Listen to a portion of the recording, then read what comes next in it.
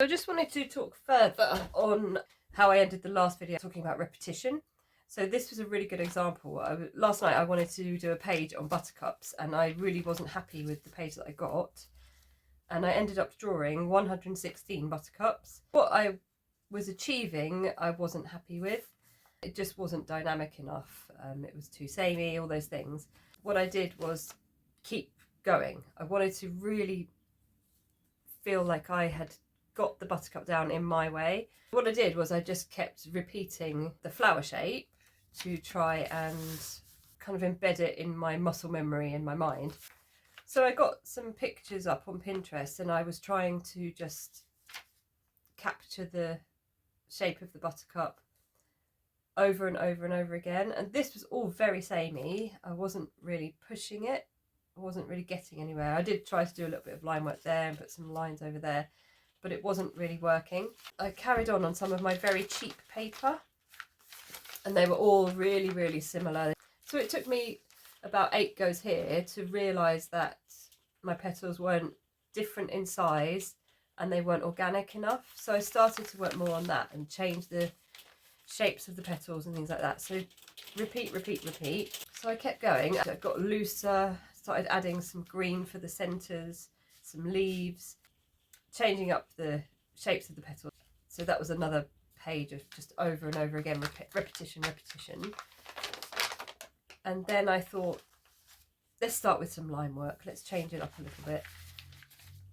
And I still wasn't getting it. The middles weren't right. And I sort of writing to myself, what are you doing? And I had to really sort of delve into it. I started to put the shadow in with my line work and I thought, oh, that's much more me. I kind of developed it into this one and I was much happier with this. So it didn't really look like the buttercup petal shape, but I didn't care because I had gone through all these iterations and found how I wanted to represent because the top of the petal kind of dips in like a little heart, and I found how I wanted to do that. And then this one was kind of like, yes, I feel quite obviously a buttercup. To me, I think that is very buttercuppy. And so I did one final one and I just wrote some notes about it. So I wrote observe, and what I mean by that is look at the actual thing that you want to draw. Don't go looking at other people to copy them.